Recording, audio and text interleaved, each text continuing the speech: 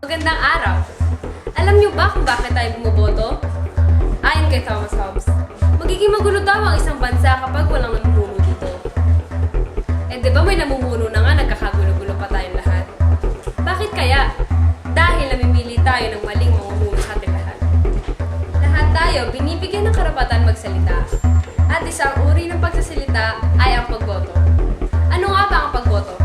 Ang pagboto ay isang paraan ng pagpapahayag natin kung sino ang gusto nating mamuno sa ating inang bayan.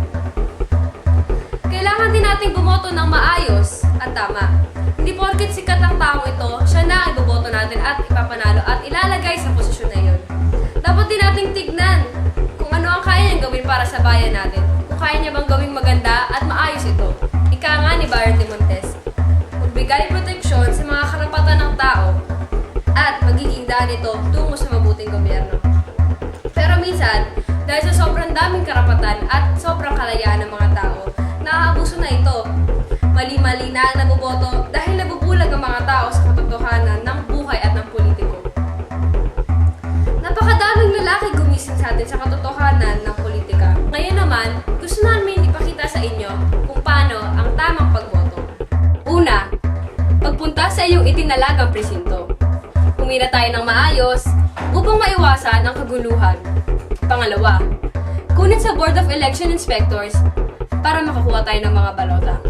Pangatlo, pakinggan ang mga panuto ng BEI para maayos tayo bumoto at hindi tayo magkagulo-gulo.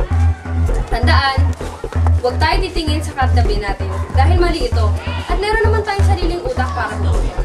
At pagkatapos, ilagay natin sa machine ng maayos para bumoto. Marka tayo sa ating mga kuko.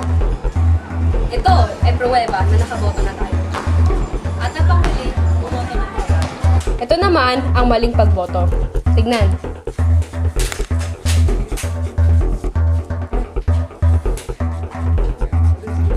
Ito ang tamang paraan ng pagboto. Fully shade yung bilog para malaman natin na yun talaga ang yung gustong manalo. If voting changed anything, everything would be illegal. By Emma Goldman.